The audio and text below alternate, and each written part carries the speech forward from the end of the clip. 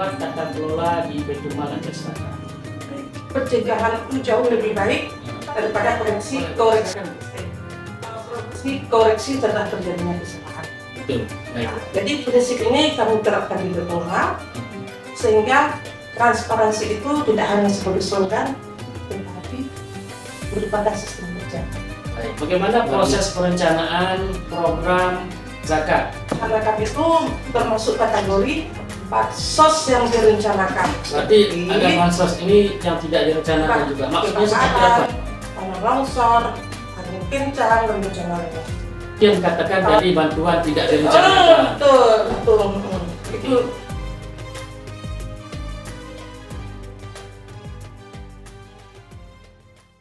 Bismillahirrahmanirrahim. Assalamualaikum warahmatullahi wabarakatuh. Transparansi dan kepercayaan publik. Adapun narasumber kita kali ini telah hadir Ibu Sri Kurniati SE. Assalamualaikum Bu. Senang sekali jumpa Ibu pada hari ini.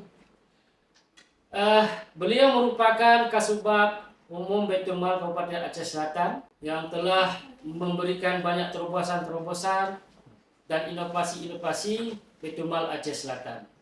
Mari kita gali bagaimana pengelolaan zakat di Aceh Selatan terkait tantangan dan juga harapan ke depan, tentunya menuju Aceh Selatan maju dan produktif. Oke Bu, izin Bu. Pertanyaan pertama pada kesempatan hari ini saya ingin menanyakan, masyarakat mungkin belum banyak mengetahui tentang peran Kasubag Umum ini, jadi khususnya di Baitul Mal Kabupaten Aceh Selatan. Sebenarnya apa saja sih strategis yang Ibu jalankan di Sekretariat Baitul Mal Aceh Selatan? Silakan. Assalamualaikum warahmatullahi wabarakatuh. Waalaikumsalam warahmatullahi wabarakatuh. Terkait dengan peran strategis Kasubag Umum di Baitul Mal Kesehatan akan coba saya katakan. Ya. Kasubag Umum biasa disebut dengan campur administrasi. Ya, tepat sekali. Karena dari sinilah seluruh proses pengadministrasian, pengarsipan, dokumentasi, pelayanan kepegawaian, penyusunan program perencanaan, serta pelaporan dimulai. Dan kami juga harus memastikan bahwasanya program yang telah disusun oleh badan dan telah disahkan oleh Dewan Pengawas yang sesuai dengan aturan. Kami juga harus memastikan seluruh administrasi itu tertib dan dokumentasi dan SDM-nya siap untuk bekerja, serta tidak ada proses yang berjalan tanpa adanya regulasi. Jadi meskipun Kasubag Umum tidak selalu terlihat di lapangan, tetapi fondasi keberhasilan program itu ada pada sistem administrasi yang kuat. Ya, Seperti itu, Pak. betul. Ya, luar biasa Bu penjelasannya. Artinya peran yang tak terlihat tapi menentukan suksesnya sebuah program. Ya. Oke. Ibu sebagai latar belakang yang pernah bertugas di inspektorat, ya. Ya, jadi bagaimana pengalaman Ibu dari pengalaman Ibu tersebut membantu dan memperkuat tata kelola di Baitul Mal Aceh Selatan? Pengalaman saya di inspektorat itu sangat membantu dalam membangun budaya tertib administrasi dan pengawasan internal. Jadi di setiap kegiatan itu harus ada dasar hukumnya, ada regulasinya, dan setiap penggunaan anggaran itu dapat dipertanggungjawabkan dengan baik. Pencegahan itu jauh lebih baik daripada koreksi setelah terjadinya kesalahan. Betul. Nah, jadi prinsip ini kami terapkan di Baitul Mal sehingga transparansi itu tidak hanya sebagai slogan, tetapi merupakan sistem kerja. Baik. Pengalaman Ibu di inspektorat akan Ibu terapkan di Baitul Mal Aceh Selatan. Ya, Luar biasa Bu. Bagaimana proses perencanaan program zakat sehingga bisa dieksekusi, mengingat perencanaan dan pengesahannya adalah kewenangan badan dan dewan pengawas. Silakan Bu. Perencanaan program adalah kewenangan Badan Baitul Mal dan Dewan Pengawas melalui terbitnya Rencana Anggaran Tahunan yang biasa disebut dengan RKAT. Setelah disahkannya RKAT pada tahun anggaran sebelumnya, misalnya untuk program tahun 2027 pada Agustus atau September 2026 RKAT harus disusun. Ya. Harus disusun nih Pak. Selanjutnya, Badan menyiapkan dokumen petunjuk teknis pelaksanaan kegiatan zakat dan infak melalui terbitnya peraturan badan. Luar biasa Bu. Sesuai dengan petunjuk teknis yang menjadi panduan dan pedoman kami di Sekretariat untuk melaksanakan program kegiatan, karena di dalam juknis itu mengatur sasaran program, tujuan program, output yang akan dicapai, serta memastikan kriteria calon mustahik yang akan kita bantu nanti. Setelah semuanya dilaksanakan sesuai dengan juknis, nanti kami akan menginput nama calon mustahiknya pada SIPD itu Pak. Oke, Pak. Jadi saya tambahkan lagi Pak, biar sahabat podcast kita lebih jelas lagi. Jadi kita kan banyak program nih di program yang kita bantu di Baitul Mal.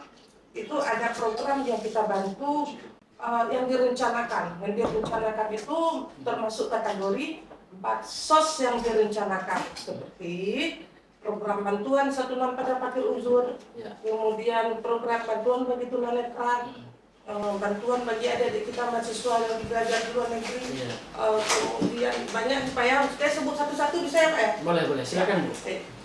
Program bantuan untuk Hadam Bilal, kemudian bantuan anak-anak yatim yang telah kehilangan ayahnya, kemudian bantuan untuk rehab dan bangun rumah, kemudian bantuan modal usaha, serta bantuan TPA, baik semabit gitu Pak. Khusus bantuan ini kita akan menginputnya by name address atau kita masukkan nama berserta alamat calon mustahiknya di dalam DPA. Kami menginput nama dan alamat dan hasil pendataan, usulan, verifikasi, serta validasi di lapangan oleh tim pelaksana kegiatan yang diketuai oleh Kasubag Pemberdayaan sekaligus BPPTK Sumber Daya Zakat.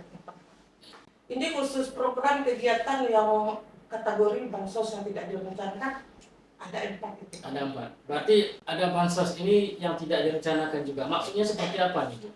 Yang direncanakan itu seperti yang tadi saya sebut, ada beberapa, ada 10 atau 12 tadi. Itu yang direncanakan tuh maksudnya kita bisa memprediksi berapa yang akan kita bantu. Bukan target ya Pak ya. Kalau target lain lagi. Kita bisa memprediksi berapa orang yang kita bantu, pasti bisa kita bantu. Kalau bansos yang tidak direncanakan itu, bansos yang tidak terduga gitu Pak, seperti bantuan program bagi pasien penyakit kronis. Karena kan orang sakit kita nggak tahu nanti ke depannya berapa orang sakit, ya kan? Terus jaringan Pak, jaringan itu korban musibah kebakaran, tanah longsor, angin kencang, dan bencana lainnya. Kalau musibah kita kan juga nggak tahu. Iya, Depannya berapa itu? Iya, berarti itu yang dikatakan tadi bantuan tidak direncanakan. Betul. Untuk kategori ini kita tidak menginput nama serta alamat mustahik pada DPA. Iya. Kenapa Pak? Karena kondisi tersebut adalah sesuatu yang tidak dapat kita perkirakan sebelumnya. Iya.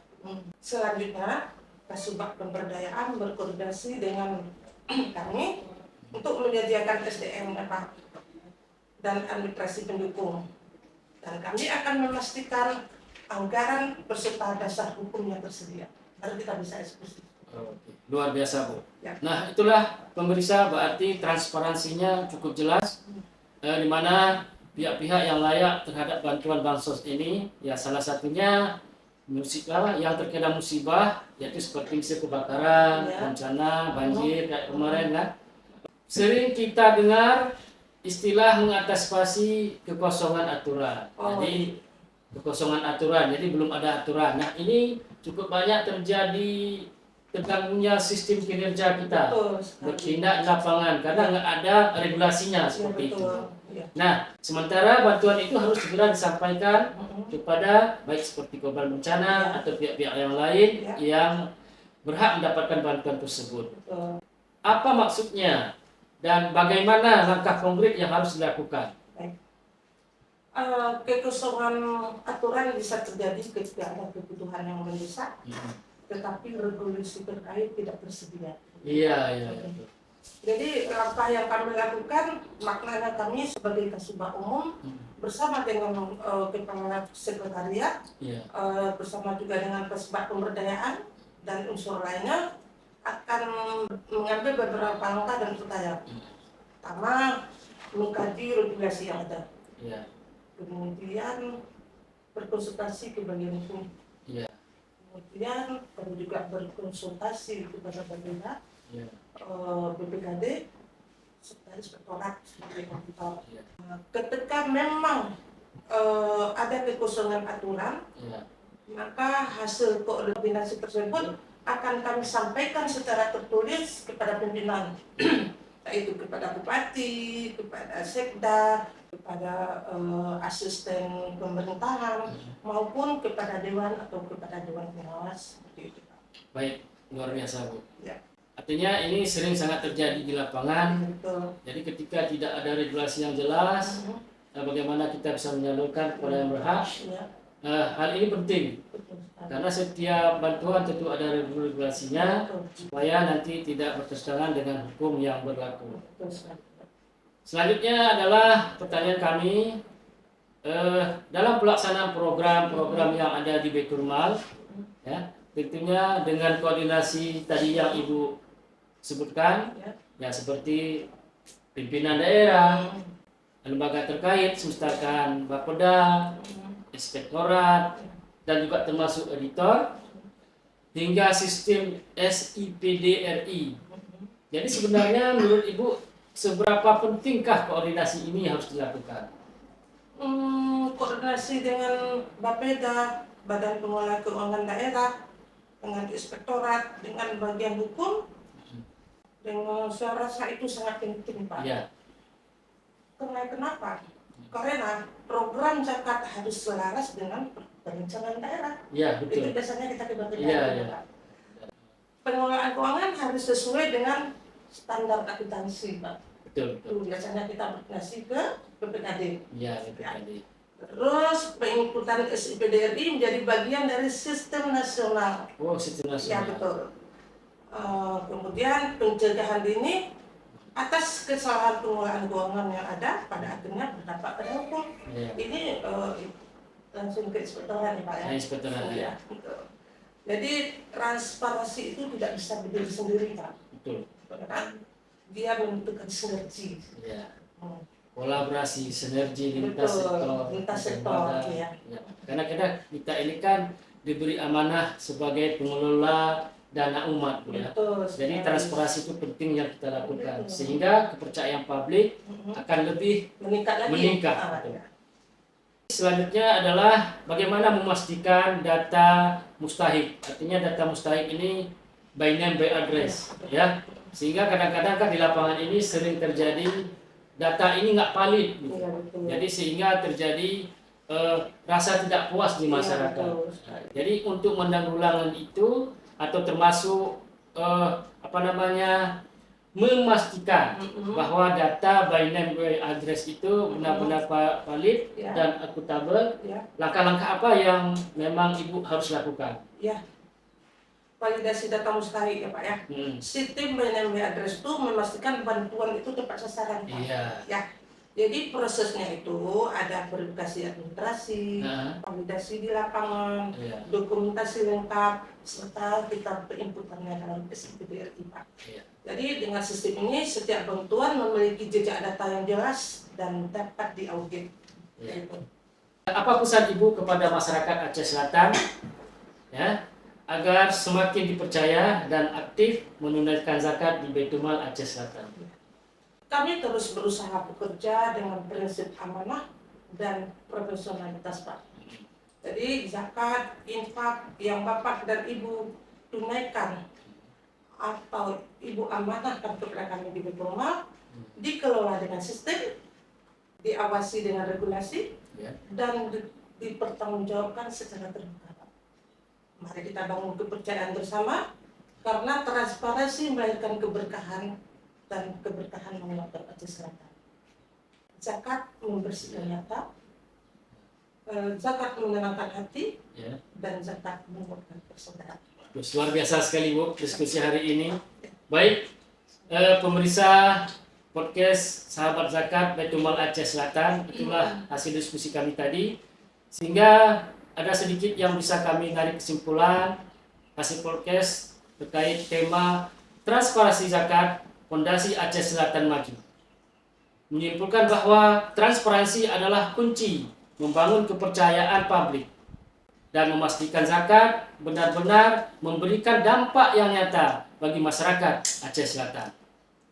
Tantangan utama terletak pada sistem pelaporan yang belum sepenuhnya terbuka dan masih perlu peningkatan pengawasan.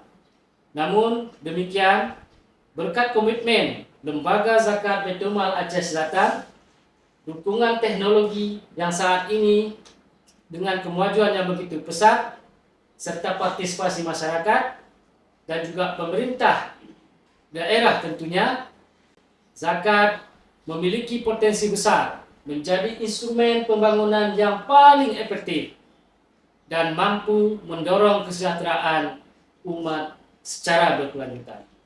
Terima kasih banyak Ibu Sri Kurniati telah hadir hari ini, luar biasa. Diskusinya cukup mencerahkan buat kita semua.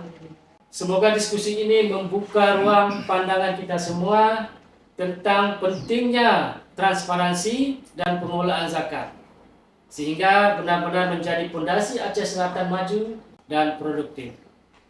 Kita berharap di bawah kepemimpinan Bapak Haji Mirwan dan juga Bapak Haji Baitul Muqaddis, Aceh Selatan akan lebih baik ke depannya, Bu. Tentunya seperti itu, Bu. Baik, saya akhiri sebuah pantun. Ya. Pergi ke pasar membeli pepaya. Pulangnya malah bawa kelapa. Zakat transparan bukan sekedar gaya. Aceh Selatan maju, kita pun ikut bangga. Sampai jumpa di kesempatan berikutnya. Wassalamualaikum warahmatullahi wabarakatuh. Terima kasih. Terima kasih, Bu.